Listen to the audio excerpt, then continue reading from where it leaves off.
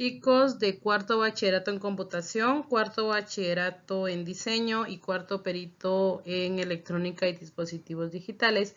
Este es un video que va a reforzar el contenido visto en las clases en línea.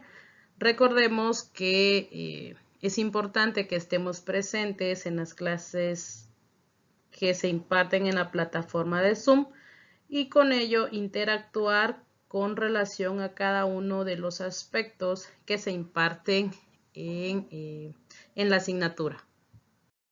Nuestro curso es Lengua y Literatura. Para hoy necesitaremos las páginas 106 a las 108 de nuestro libro. Vamos a continuar con los temas históricos con relación a cómo se va generando nuestro idioma. Los saluda su profesora Glendy Estrada. Ya saben que cualquier situación que ustedes necesiten solventar, cualquier duda, cualquier pregunta, pueden hacerlo a través del correo o por medio de un mensaje al grupo de WhatsApp. Muy bien, hoy trabajaremos el origen del español. Empecemos. Recordemos que nuestro tema anterior era la historia de la escritura, cómo es que se formó nuestro primer dato con relación a escritura es la cultura sumeria. Asimismo, como los griegos adaptaron el alfabeto que utilizaban los fenicios para construir el alfabeto que utilizamos en actualidad. Nuestro tema de hoy es origen del idioma español. La historia del español está ligada esencialmente con la del latín. ¿Por qué la del latín? Porque el latín es la raíz de nuestro idioma, el cual formó parte del panorama lingüístico histórico de Europa durante siglos. A través de la historia, el continente europeo estuvo definido culturalmente por 4 familias lingüísticas que tenían como ancestro común el indoeuropeo, o sea que la raíz de esas 4 familias era el indoeuropeo: la celta, la itálica, la germana y la eslava. El latín, juntamente con el griego, entre otros, eran parte de la familia itálica.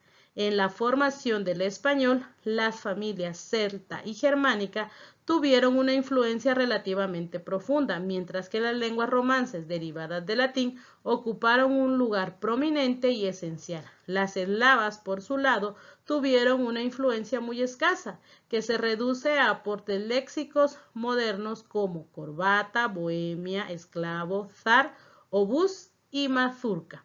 Durante el Imperio Romano, el latín, especialmente el escrito, se convirtió en una lengua fundamental y se transformó en el punto de referencia del buen uso lingüístico.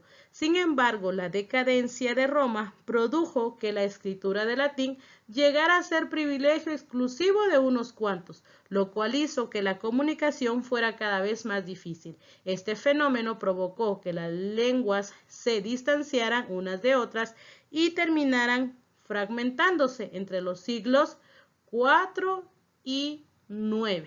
Vamos a trabajar entonces o a ver cómo es que el latín va a ser muy importante para el origen del castellano.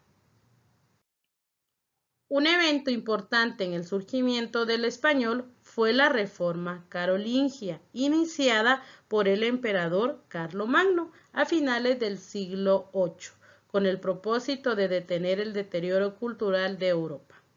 Con este objetivo, creó escuelas para enseñar el latín obligatoriamente y promovió la recuperación de manuscritos de textos clásicos. Eso dio lugar a un latín homogéneo y común que facilitó la comunicación entre regiones. Las reformas, asimismo, diferenciaron definitivamente el latín culto del sermo rusticus, habla rústica, oral y popular. Su uso en la escritura y en los espacios exclusivos del poder, la administración pública y las actividades intelectuales propició que las lenguas habladas de uso privado y popular se distanciaran definitivamente del latín. De esa manera, los mercados, vecindades y otros espacios populares fueron el escenario donde se formaron las nuevas lenguas europeas, que paulatinamente se transformaron en lengua escrita. Hacia el año 1000, Europa contaba con abundancia de lenguas en constante contacto con sus respectivas regiones. Latín, alemán, griego, anglosajón, galés, gaélico, modalidades romances, árabe, bretón, vasco, provenzal, entre otros. Sobre todas ellas, el latín representaba una lengua común y superior, con un elevado estatus sociocultural. Además cumplía el papel de lengua franca, función importante durante la Edad Media, debido al profundo aislamiento de las lenguas habladas y la inestabilidad de sus fronteras. Y vamos a hablar ahora en qué momento una lengua es considerada franca. Una lengua es considerada franca si constituía un idioma adoptado para un entendimiento común entre grupos que interactuaban entre sí. En la antigüedad, el latín y el griego fueron consideradas lenguas francas en Europa. El castellano hablado. El proceso de origen del castellano ocurre aproximadamente entre los años 750 y 950. Hacia el siglo VIII, el reino visigodo que dominaba Hispania se encontraba en pleno deterioro cultural y en consecuencia el latín sufría de una notable vulgarización. Cuando hablamos de vulgarización es que el latín era hablado por el pueblo y un buen número de variantes. La decadencia fue tal que su dominio era deficiente aún entre la clerecía. En este escenario se produce uno de los eventos decisivos en la formación del castellano, la invasión musulmana en el año 711, con la cual finaliza el dominio visigodo en la península. La conquista musulmana produjo una concentración de cristianos en el norte, quienes iniciaron la resistencia contra los musulmanes. A raíz de la primera victoria asturiana obtenida en la batalla de Covadonga en el año 722, se inicia la formación del Reino de Asturias, el cual ya existía a mediados del siglo VIII. Posteriormente, se forma un señorío de Castilla, que se caracterizaba porque su población, agricultores y pastores, se encontraba diseminada a lo largo de valles y montañas. Diseminada quiere decir dispersa.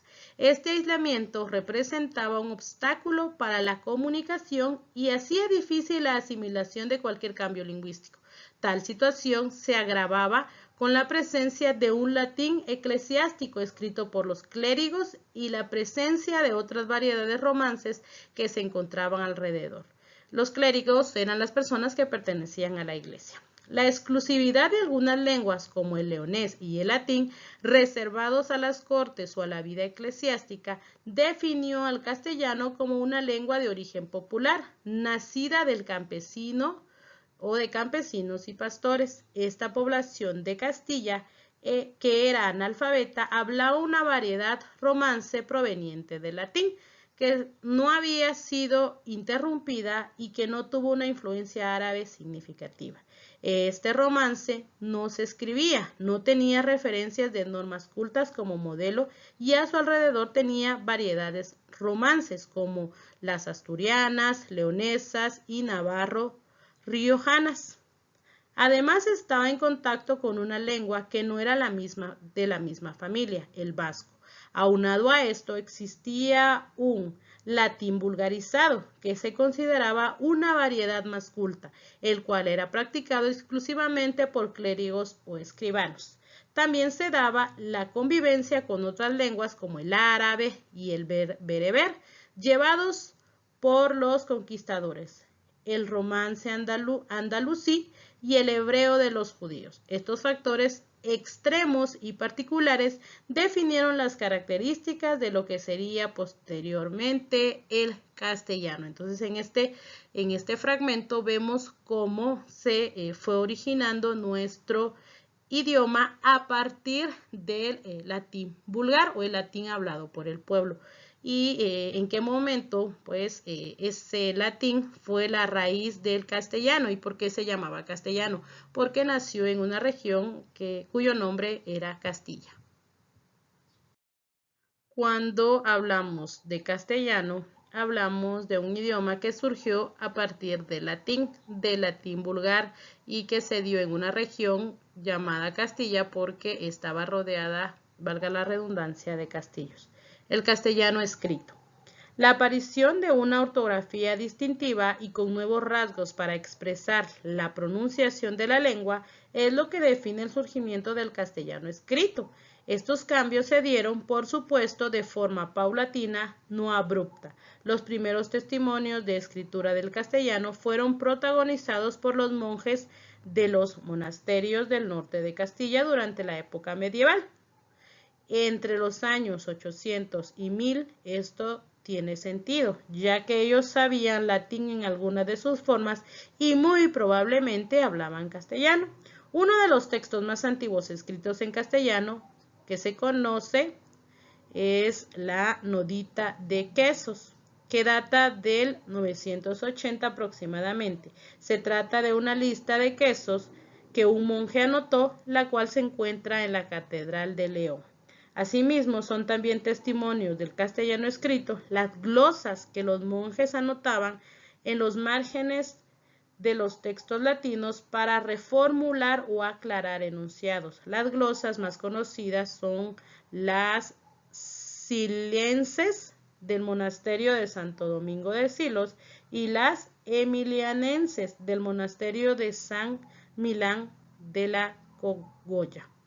Las glosas entonces son anotaciones que se hacen en un libro para saber su significado, o digamos, si usted lee algo, va haciendo sus anotaciones con lo que va leyendo y lo que va aprendiendo. A eso le llamamos glosas.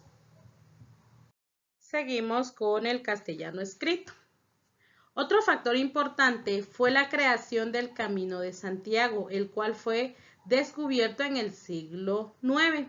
Este se convirtió en un sitio de peregrinaje muy popular en Europa, lo cual produjo una fuerte influencia lingüística internacional, especialmente occitana y francesa, entre los siglos XI y XIII. Del occitano y el francés proceden palabras como fraile, monje, hereje y preste, que son préstamos de carácter religioso, así como doncel, linaje, peaje y salvaje de naturaleza profana.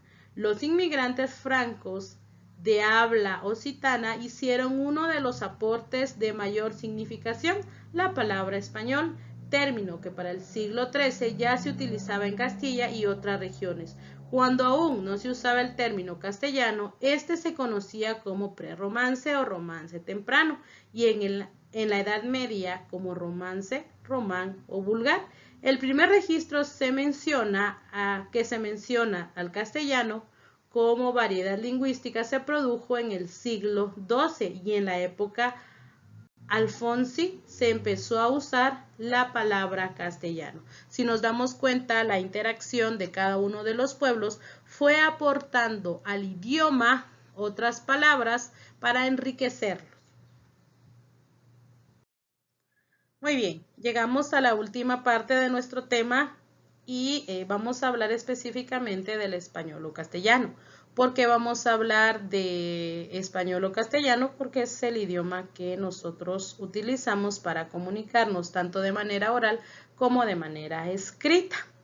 Recordemos que debido a la conquista y a la colonización, los españoles vinieron a someter ideológicamente a los indígenas, y parte de ese sometimiento fue que los indígenas aprendieran el español.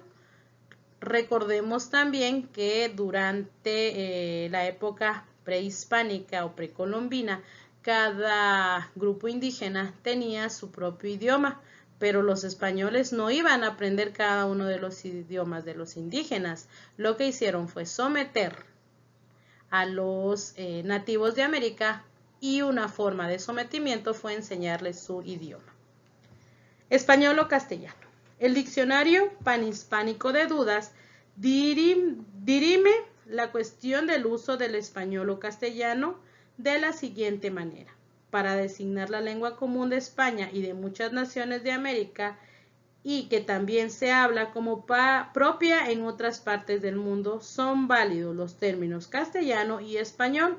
La polémica sobre cuál de estas denominaciones resulta más apropiada está hoy superada. El término español resulta más recomendable por carecer de ambigüedad, ya que se refiere de modo unívoco a la lengua que hablan hoy cerca de 400 millones de personas. Asimismo, es la denominación que se utiliza internacionalmente y vemos cuáles son las formas en las que pues podemos llamarle al español según la región. Aún siendo también sinónimo de español, resulta preferible reservar el término castellano para referirse al dialecto románico nacido en el Reino de Castilla durante la Edad Media, o al dialecto del español que se habla actualmente en esta región. En España se usa asimismo el nombre castellano cuando se alude a la lengua común del Estado en relación con las otras lenguas cooficiales en sus respectivos territorios autónomos como el catalán, el gallego y el vasco. Entonces dimos un recorrido por cada una de las regiones o por cada una de las culturas hasta llegar al español. Recordemos que la raíz de nuestro español o de nuestro idioma es el latín, pero el latín vulgar.